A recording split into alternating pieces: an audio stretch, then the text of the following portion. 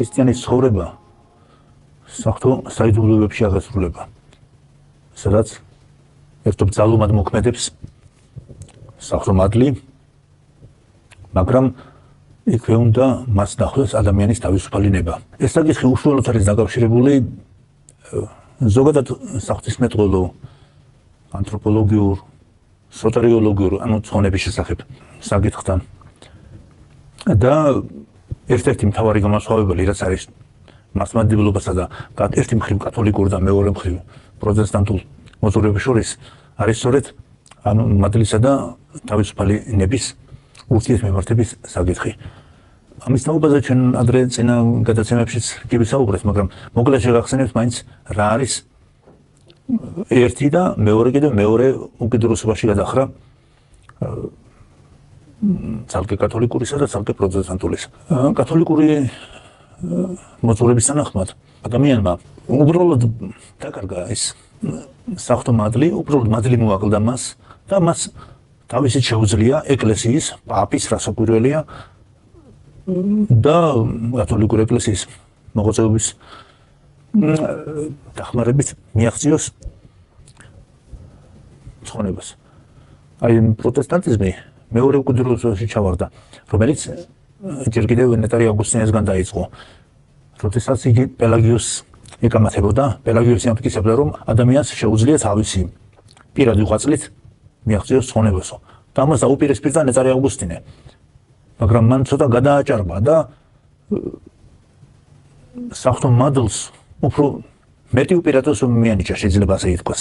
და ის მაშინ ვერც მოიფიქრებდა, თუ მე მარტინ ლუთერი უკვე პროტესტანტიზმის დროს ასე აიტაცებდა მას და გამოაცხადებდა, რომ პირდაპირ ასეთი ფორმულას არის ლათინურად sola fide, sola scriptura, მხოლოდ მადლით, მხოლოდ წერილით. მხოლოდ შენ თავარია რომ წამდეს, რომ ქრისტემ განკაცდა, ქრისტემ გამოიწვია, ამიტომ შენ კეთილი საქმეებს უკვე მნიშვნელობა აღარ აქვსო. დაახლოებით ამას და ეს უკვე უკიდურესობა მიიყვანა კალვინმა. ეს უკვე მართლაც აბსურდია. ის ამბობდა, რომ უფალმა უკვე წინასწარ გამოირჩია, ვინ ცხონდება და ვინ წარწმუნდება. ამ მადლისა და ადამიანური ნების, თავისუფალი ნების, თავისუფლების შესახებ, რა თქმა უნდა, მართლმადიდებლობას მოეპოვა ყველაზე დამაჯერებელი არგუმენტები და საინტერესო ის არის, რომ ეს არა მარტო ესეთი რაღაც რაციონალური, ლოგიკური ბიჯილობით არის ეს ყველაფერი დადგენილი, არამედ სწორედ იმ ადამიანების გამოცდილებიდან, რომლებიც თვითონ გრძნობდნენ ამ მადლის მიერ მოქმედებას, საღვთო მადლის მოქმედებას საკუთარ თავში და მას უთანაბრებდნენ საკუთარ თავისუფალ ნებასაც. ამიტომ ცოტა ძალიან ბევრი ციტატებია და ამიტომ ყველაფერს ვერ დავიმახსოვრები და ამიტომ უკაცრავად წავიკითხავ ხოლმე განსაკუთრებით ყველაზე დიდი ასკეტი მამების გამონათქვამებს, იმიტომ რომ მას ყველა ვერ დაიმახსოვრებს. ხო, ჯერ ის თქვათ რა მემკვიდრეობა დარჩა ადამიანს ცოდვისაცემის შემდეგ. გონება, რომელიც ადამიანს გააჩნდა და მჭრეტელობის დონემდე იყო აყვანილი, უბრალოდ იყო აყვანილია, დაიბინდა და მისი შესაძლებლობები მკვეთრად შეიზღუდა. სინდისი სადღაც სულის სიღრმეშია ჩაგარგული, რწმენა მთლემარე მდგომარეობაში იმყოფება, ხოლო სიყვარული ერთისა და ნაცრის ქვეშ მყოფ ხადას ვაგონებს. სწორედ ამ სუსტ წერტილებზე მოქმედებს საღვთო მადლი. აი ახლა რას ამბობენ მამები. წმინდა მაკარი დიდი ამბობს, ადამიანს ძალუც შეეწინააღმდეგოს ცოდვას, მაგრამ ღვთის შეწევნის გარეშე ბოროტებას ვერ ძლევს. მას მადლი წარმოუდგენია ადამიანის გამომთნიალებელ, გამათბობელ სინათლედ და ცეცხლად. იგია ცეცხლი, რომელზეც მაცხოვარი ამბობს ლუკას ახარებაში, ცეცხლის ამოვედ მიფენვად ქვეყანასაზე და არამნებოს მათანვე აღიგზნასო. ივანე კიბის სამწერელი მადლს არანივთიერ ცეცხლს უძებს, ხოლო ის აკასური სულიწმინდის ცეცხლს, რომელიც გულზე მოქმედებს. მადლი საიდუმლოდ ჩდება გულში.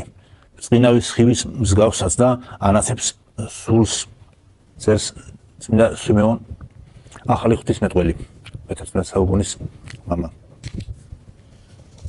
გული მადლის სათავსოს წარმოადგენს ადამიანში.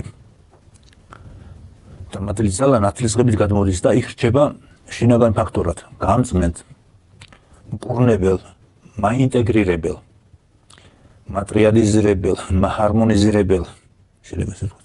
ანუ ერთ-ერთ უმთავრეს ფაქტორად აპოკატასტასისა. აპოკატასტასის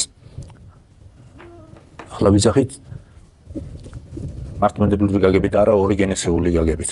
აპოკატასტასისი პავლე მოციქულის სიყვარულს აფსვას, ყოველად აღდგენა, როცა იქ მეორედ მოსვლის დროს და არა ისე როგორც ეს მიაჩნდა ორიგენეს, რომ ყველა ცხონდება, ყველა დაცემული სულით თვისიაში მაგის ჩათვლითო.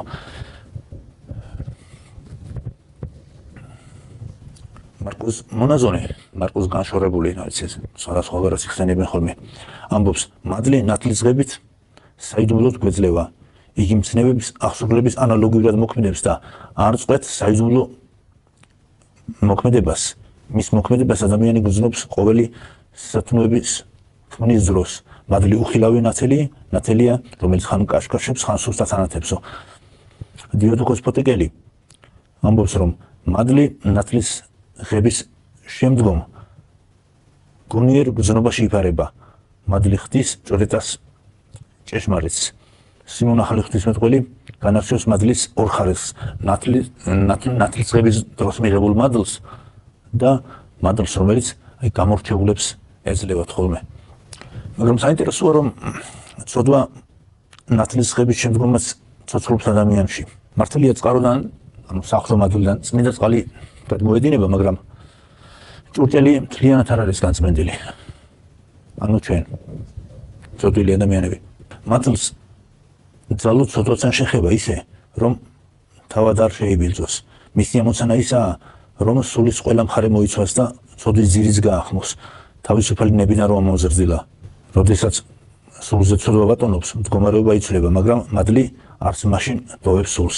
იოანე ოქროპირი უფრო კონკრეტულად საუბრობს სულსა და გონებაზე მადლის მოქმედების შესახებ. მადლის მიერ იწყებს გონება მოქმედებას, მაგრამ ამ დროს საჭირო ადამიანის ნების დასტური, რომელსაც ელოდება უფალი, რადგან ნების თავისუფლება ხელშეუხებელი საკურთხეველია ჩვენი სულისაო. გრიგოლ ღვთისმეტყველი წერს, რომ მადლის მოქმედებით განჯა ნელ-ნელა ღებულობს კურნებას, ჩდება ცოდნა და რწმენის პირველი ყლორტები. ამას შემდგომ მოძდევს მადლის უსუალო შეხება სულთან და ამ დროს ადამიანს შინაგანი ხმა ესმის, რადგან სულიწმინდის მადლი მის გონებას ღვთის საცხოვრისად გარდაქმნისო. ამას უკვე კირილი იერუსალიმი ბრძანებს. ახლა უშუალო მადლისა და თავისუფლების საკითხზე შევეხოთ, რომელსაც აუარებელი ლიტერატურა არსებობს. მართლმადიდებლური სწავლებით ადამიანის ცხონება იწყება ჯერ კიდევ მაშინ, ვიდრე იგი თვითონ გადადგავს ნაბიჯ სამგზაზე. ოქროპირის სიტყვებია. მადლი არ მოქმედებს ცალკე ადამიანის მონაწილეობის გარეშე და მას რამოდენიმე საფეხური გააჩნია.